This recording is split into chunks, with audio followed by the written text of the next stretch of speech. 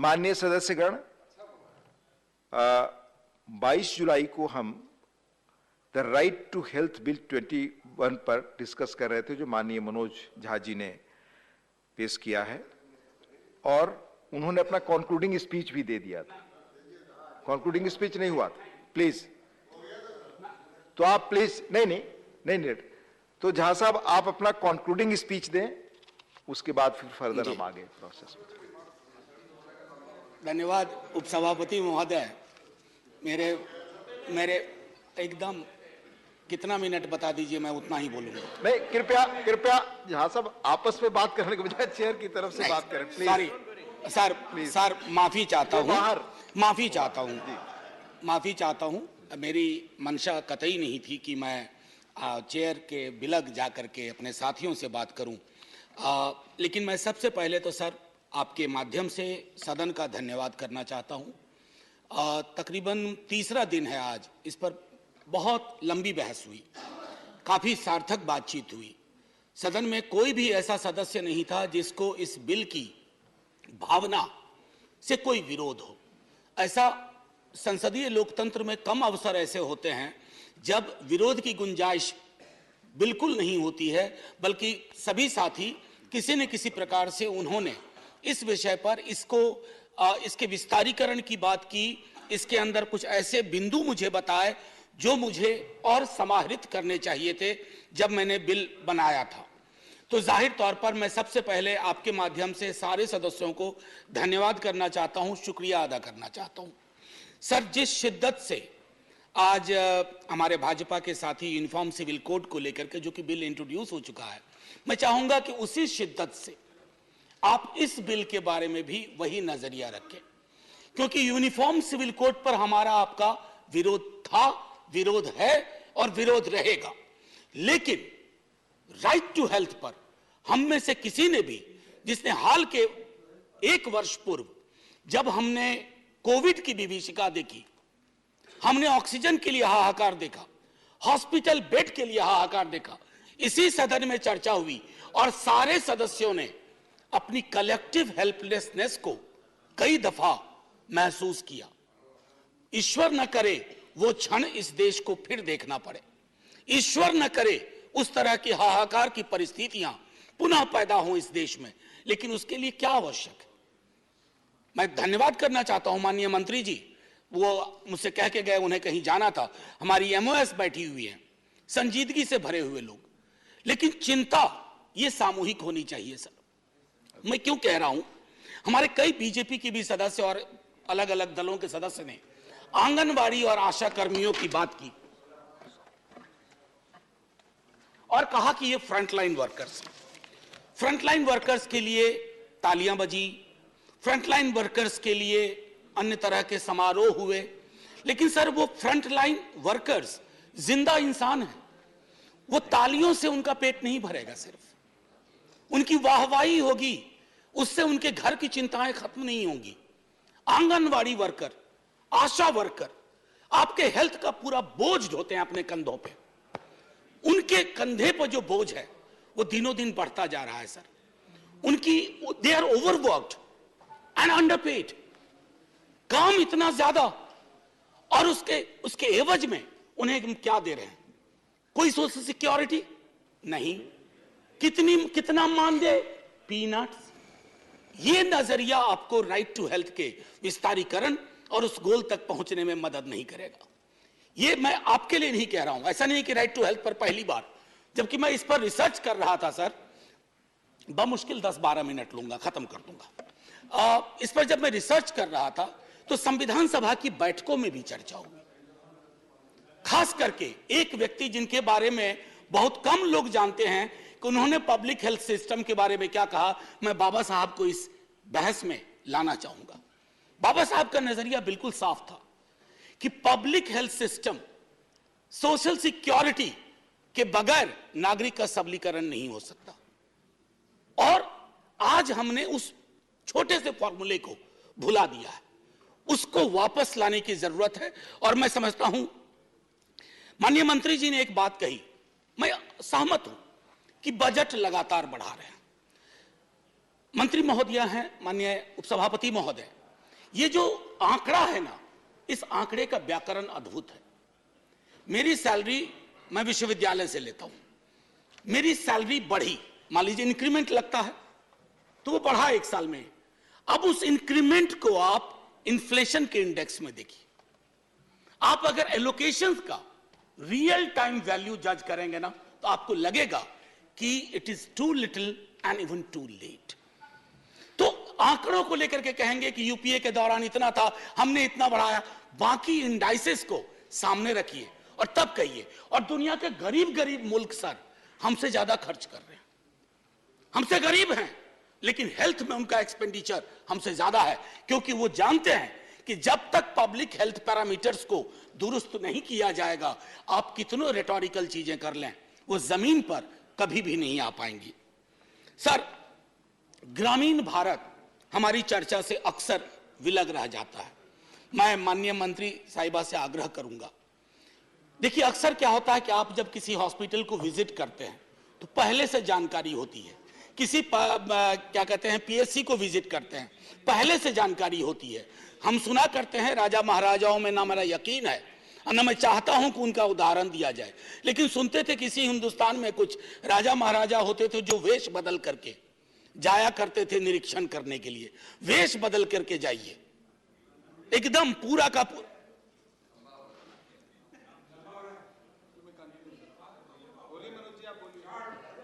आप बोले, आप इधर चेयर की तरफ देखें प्लीज, आपस में एक माननीय उपसभापति महोदय, एक दो उदाहरण छोटा छोटा दूंगा। अटल जी, एक दिन अटल जी बोल रहे थे, कांग्रेस के कुछ सदस्यों ने टोका कि अटल जी इतना लंबा बोल रहे हैं। बोला, बिना प्रिपेयर करके आया हूं, प्रिपेयर करता तो छोटा बोलता, बिना प्रिपरेशन के बोल रहा। नहीं, जाहिर है सम्मान है उनके लिए। और मैं इसलिए कह रहा हूं कि मैंने पहले कह दिया था ज्यादा वक्त नहीं लूंगा। मैं जानता हूं आज शुक्रवार है, आप सबको कोई ना कोई एंगेजमेंट तुरंत बाहर होगा और मजबूरी है, पार्टी व्हिप है कि बैठना है। एनीवे, माननीय सभापति महोदय, तो ग्रामीण भारत को लेकर के जो मेरी चिंताएं थी, मैंने कहा, एक मैं अगर राइट टू हेल्थ अगर हमने इंश्योर कर लिया, मुझे याद है जब आरटीई की बात हो रही थी तब भी बहुत लोगों की आपत्तियां थी कि इससे क्या होगा, इससे क्या बदलाव आएगा। जब आप किसी चीज को इस तरह से लेजिस्लेटिव फ्रेमवर्क देते हैं तो उससे क्या होता है ना कि अन्याय जो लोगों के साथ दर बदर होता है अलग अलग स्तर पर। और मैं एक छोटा उदाहरण दूंगा, ये ऑक्सफैम की इंडिया डिस्क्रिमिनेशन रिपोर्ट, मैं इसको पढ़ना नहीं चाहता सर, मैंने मार्क किया था इसमें कि कई राज्यों में स्थिति है कि इन पेशेंट केयर में किस तरह का डिस्क्रिमिनेशन होता है, खास करके अगर आप अनुसूचित जाति, जनजाति, अत्यंत पिछड़े वर्गों से आते हैं या आमतौर पे आप गरीब हैं। अगर मैं वर्गीय श्रृंखला की बात करूं, ये विस्तार में ये रिपोर्ट बताता है। मैं माननीय मंत्री जी को ये रिपोर्ट भेज दूंगा ताकि आपके माध्यम से इस पर नजर पड़े तो इस पर कुछ चर्चा हो कि आखिर डिस्क्रिमिनेशन के कितने लेयर्स हैं और कैसे हम इम्यून होते जा रहे हैं। एक और चीज सर कह करके, what I wanted to actually say sir, जब मैंने कहा legislatively guaranteed right will make access to health legally binding and ensure accountability. दवाई की बढ़ती कीमतों के बारे में मैंने पहले भी कहा था, दोबारा कह रहा हूं, मेंटल हेल्थ, मानसिक रोग को लेकर के बहस में भी कम चर्चा हुई थी। मेरा उद्देश्य था कि इस पर व्यापक चर्चा हो, क्योंकि कोविड पेंडेमिक के बाद मेंटल हेल्थ के केसेस में बाढ़ सी आई है और उस बाढ़ की वजह से सर एक बड़ी आबादी है जो अफोर्ड नहीं कर सकती है। इंश्योरेंस कंपनियां हैं, उनसे आप कभी बात करके देखिए, रैंडम चेक करवाइए, कई सारे जो मेंटल हेल्थ एलिमेंट हैं उनको वो क्लेम में आने ही नहीं देते हैं। ये सारी चीजें मैं समझता हूं कि अगर हम इस पर चर्चा करें। फ्रंटलाइन वर्कर्स के बारे में मैंने आपसे कह दिया, सिर्फ इतना कहूंगा कि सुप्रीम कोर्ट ने भी अप्रैल 2022 में पेमेंट ऑफ ग्रेच्युटी एक्ट को कहा था एप्लीकेबल करो आंगनवाड़ी सेंटर्स में। ये मैं माननीय सर्वोच्च न्यायालय के माध्यम से कह रहा हूं। और एक आखिरी टिप्पणी करके खत्म करूंगा, ये जो लाभार्थी है, ये लाभार्थी शब्द बहुत प्रचलित हो गया। Are people are not are beneficiaries, They are the citizens of this country, part of the paradigm which is called welfare state. और welfare state में ये लाभार्थी की संज्ञा कि ये लाभार्थी, कोई लाभार्थी नहीं है सर। मैंने बार बार कहा इसी सदन में, बड़े कोई भी पार्टी, आजकल तो कंपटीशन चल पड़ा है, मुफ्त मुफ्त मुफ्त। अरे मुफ्त कुछ नहीं है, उसका टैक्स है, किसी भी फॉर्म में हो, आप उसके टैक्स का एक मिनिमम रिलीफ दे रहे हैं, इसको मुफ्त मत कहिए। और ये बेनिफिशियरी के नजरिए से मत देखिए, राइट के नजरिए से देखिए, अधिकार के नजरिए से देखिए। सो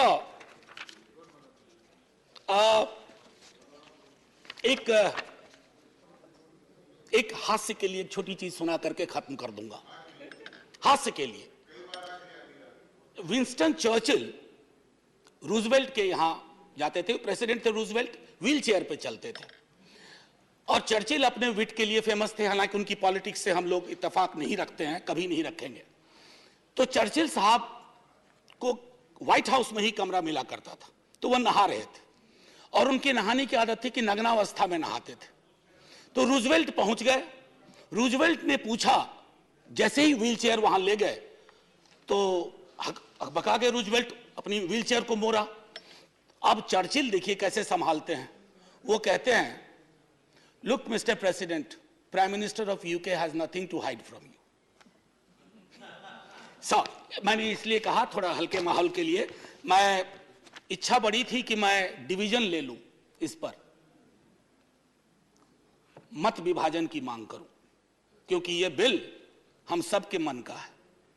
लेकिन मंत्री महोदया मुझे देख रही हैं टुकुर टुकुर, और बाकी लोग भी, तो मैं मत विभाजन की अपने टेम्पटेशन को कर्व करता हूं इस अपील के साथ कि सर आज नहीं तो कल ये बिल आएगा, आज नहीं तो कल ये होना है। आप तो दूसरों की भी चीजों का श्रेय लेते हैं, ये करके अपना श्रेय खुद ले लीजिए। अगर आप ये कर बैठे तो एक बहुत बड़ा एहसान होगा इस देश पर, इस देश के नागरिकों पर। और शायद एक आगे जब हम बात करेंगे ना, तो हेल्थ को लाभार्थी के नजरिए से नहीं, अधिकार के नजरिए से बात करेंगे। हमारे आशा कर्मी प्रोटेक्टेड होंगे, आंगनवाड़ी कर्मी प्रोटेक्टेड होंगे, डॉक्टर पेशेंट रेशियो बेहतर होगा, पीएचसी लैक लस्टर नहीं होगी, सरकारी अस्पताल में कुत्ते नहीं सो रहे होंगे बेड्स पे, ये शायद बेहतर परिस्थितियां होंगी। Thank you so much sir, thank you to all my friends for great participation. जय हिंद, let's keep talking like that. धन्यवाद professor Manoj Kumar Jha ji. So you are withdrawing the bill, Professor Manoj Kumar Jha. You are not putting for the vote. You are withdrawing the bill. Sir नहीं, देखिए मैं एक इसमें sir करार करवाना चाहता हूं, आप यूनिफॉर्म सिविल कोड वापस ले लीजिए बिल को। नहीं, that was in a lighter note. I must say, I have spoken, my friends have spoken, Honorable Minister has spoken, and we have a general consensus. We'll take steps, but my only request is, let it not be baby steps. Let it to be a huge step at one point of time, and do it soon, and I withdraw the bill from voting. Has he leave of house to withdraw the bill? The bill is withdrawn. इस bill पर 15 लोग बोल चुके हैं और लगभग 4.5 घंटे से अधिक बहस हुई। धन्यवाद। Now we move to